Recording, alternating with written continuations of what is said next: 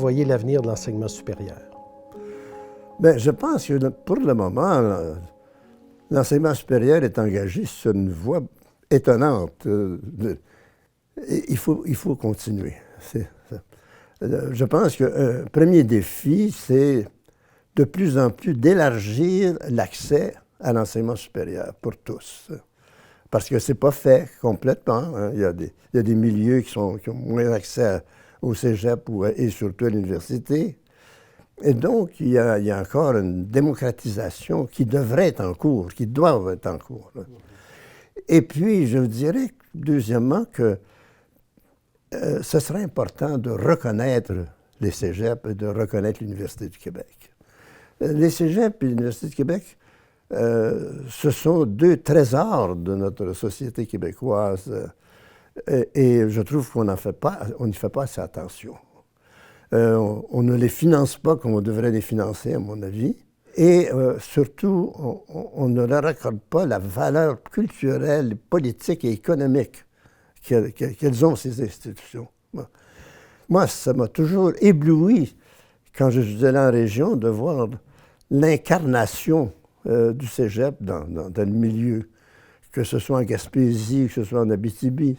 C'est extraordinaire, cette incarnation.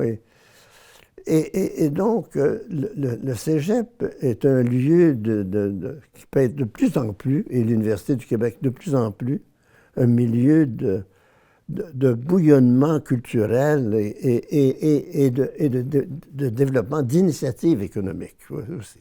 Et ça, vous le voyez aussi pour les universités, parce que vous parlez des régions, là? Oui, tout à fait.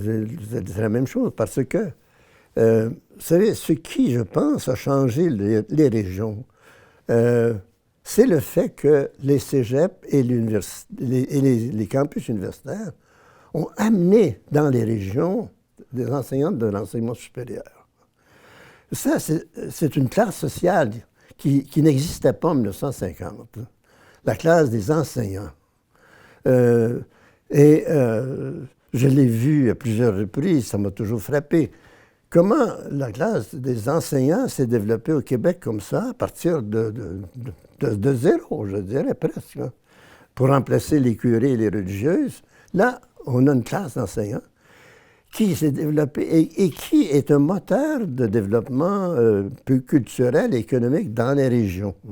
Que ce soit une région comme même l'Assomption, si vous voulez, j'ai assisté à la transformation de l'Assomption à cet égard, hein, avec l'arrivée de tous ces personnels enseignants. Et c'est la même chose quand on va en Abitibi ou en Gaspésie.